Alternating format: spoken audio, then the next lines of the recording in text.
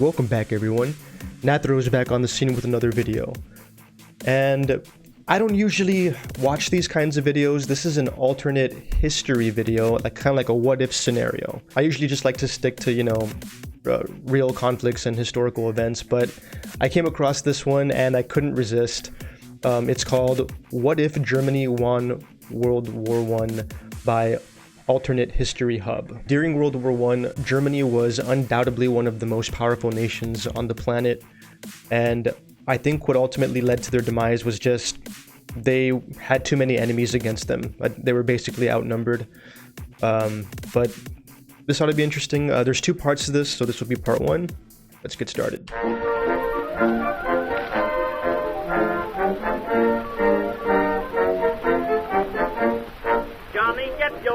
Get your gun, old school footage. Take it on the run, Damn. on the run, on the run. Hear them calling you and me. What a time, right? Son of liberty.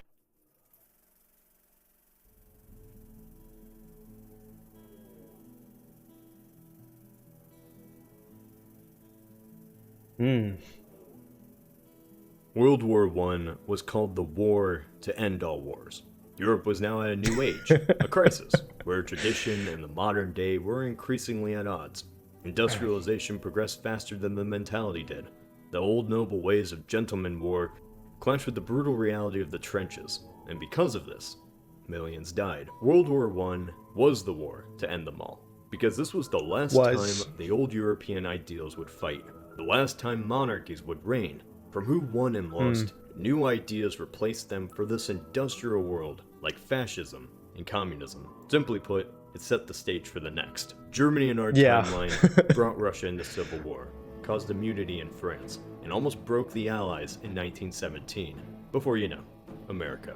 It was just by bad decisions that we saw a 20th century of American ascendance, when it easily could have become the German century. Only question is, what would this look like? What if in an alternate timeline, Germany and the Central Powers won World War I? Okay, so most people know that the United States was very late in joining the war. It had been going on for around 4 years, and then once the United States joined, I feel like that was just the final straw, because even before they did, all the countries that were fighting in Europe, they just fought to the point of exhaustion. But I think with Austria, the Austrian-Hungarian Empire, and Germany and the Ottoman Empire, it was like, once the United States joined, it's like, are you kidding me? Now we have to contend with a country, who's bringing in fresh troops, who has a very big population pool, and they've been preparing for months, and it's just like, we're already struggling as it is. Now we have to deal with another, big country that's bringing in a bunch of troops. So that was, like I said, the last straw that just said, okay, we're not going to win this. I am curious though, like, if the United States just completely didn't participate in the war, where it would have gone. I'm wondering if maybe other countries would have eventually maybe joined the German side, or maybe the Allies. Who could say? But we'll see what he has to say. Let's go back to 1914, with the assassination of Austrian royalty Franz Ferdinand. Ferdinand was dead by the hands of a Serb nationalist, and the dominoes began to fall into place. Treaties certainly forced a lot of countries to declare war for their allies. There is one military decision that Germany made that almost certainly lost them the entire war: invading Belgium. France had built up their military border in anticipation for a German attack. Germany, however, had a plan, the Schlieffen Plan: bypass the French defenses on the border by invading through Belgium, which was undefended. By going around this meat grinder, the Germans would have easy access to Paris. Well, that's not so bad. Belgium's tiny, they can't defend themselves. But Germany ignored that Belgium had one key friend: the British. And the British had one single condition that it stressed shouldn't be violated: don't violate Belgian neutrality.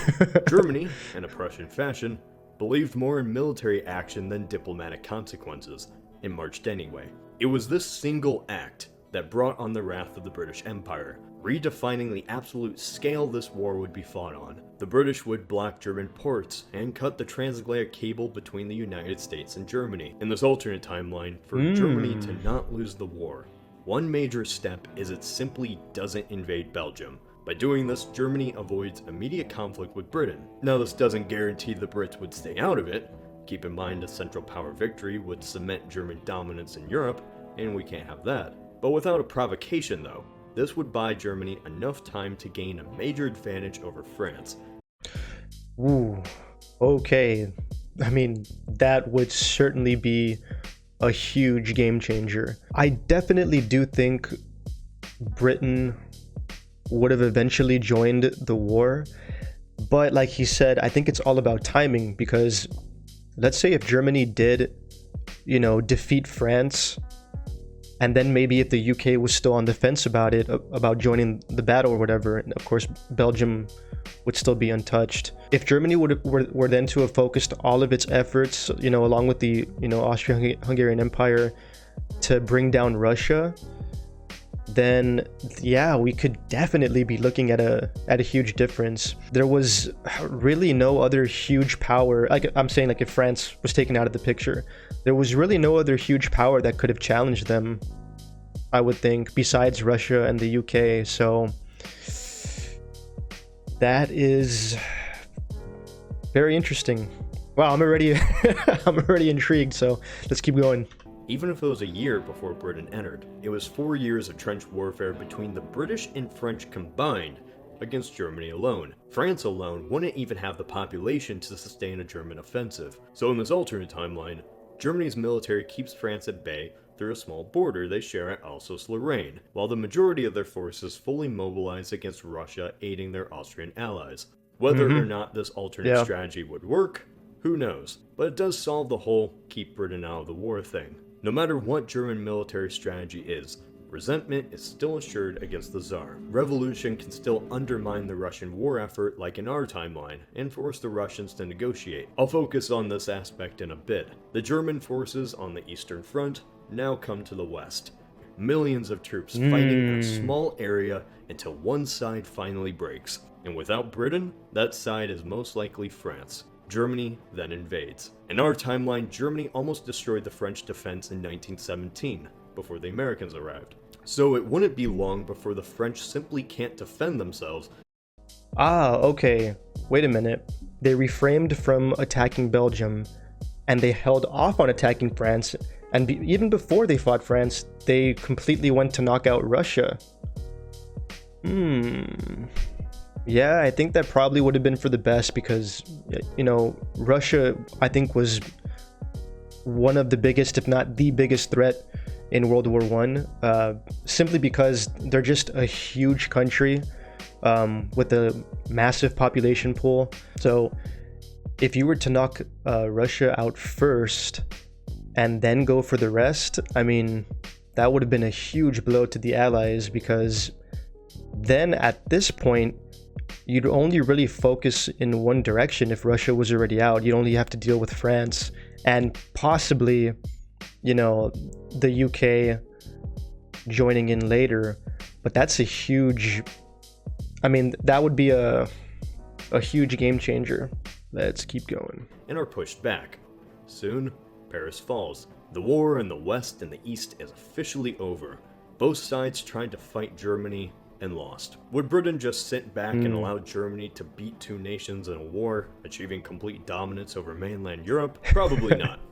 They'd declare war. Yeah. It's unlikely, however, that they'd win. As the British were the masters of the sea, Timing. The Germans were the dominant military of the land. It's doubtful Britain alone could put a dent in the German occupation. America would simply stay out of the war. In exchange for a ceasefire, an agreement is made very similar to the Treaty of Brest-Litovsk. In just one signing of a document, Germany and Austria-Hungary seized Poland, the Baltic states, Belarus, and all of the Ukraine and Crimea. By 1918, most of Europe is now either a Germanic puppet or in the Empire. Why would they do this? Germany feared Russian dominance. Russia for centuries was this backwater European wannabe. It had size and manpower, but was woefully poor and far behind technologically.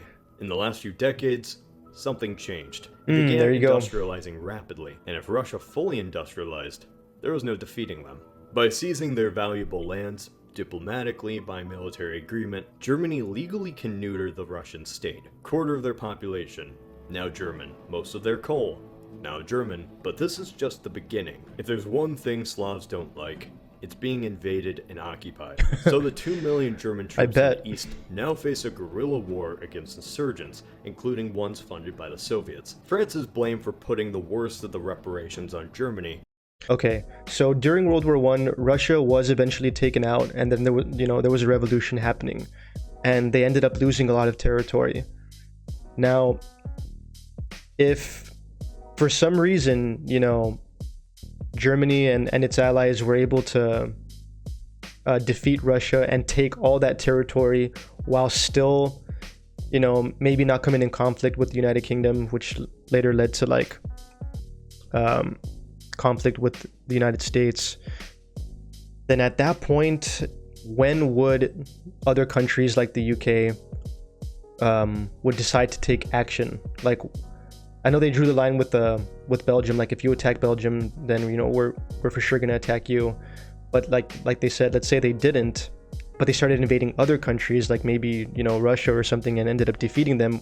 At one point, do they say, okay, if we don't do something now, Germany and its allies are gonna take all of Europe? So, oh man, yeah, it's definitely an interesting scenario for sure. But it's not like Germany would be so kind if they were in the same position. In this alternate timeline, Germany keeps Alsace-Lorraine. They impose massive amounts of war reparations, and the French people have to deal with a brief German occupation. Imagine France at this time. They had lost 2 wars now to the new German Empire, basically powerless to stop a state that was practically brand new. It's not hard to imagine elements of French society would be resentful against the Germans. Does this mean we'll have an alternate French Hitler? Probably not. Even if France actually did have a French Hitler, they just don't have the population to win a war. World War I was defining for one reason. It set the stage for who the winners and losers would be in the 20th century. Not just in terms of borders, but ideology. Old European aristocratic ways died with the Kaiser and the Austrian Emperor. Don't think Germany and Austria expand monarchies to France or make the king a new power in Britain, but they do send a message that old European aristocracy and nobility is still relevant. It's very possible that the 20th century could have become the German century. The Germans wanted an economic union that united all people of Europe around Germany. Without the rise of the Nazis, intellectuals, including people like Albert Einstein, continued their scientific endeavors inside Germany. However, we're just getting started. The Central Powers have established themselves as victors in this war. What matters is how they use this victory. This, however, is one scenario. This is Cody of Alternate History Hub.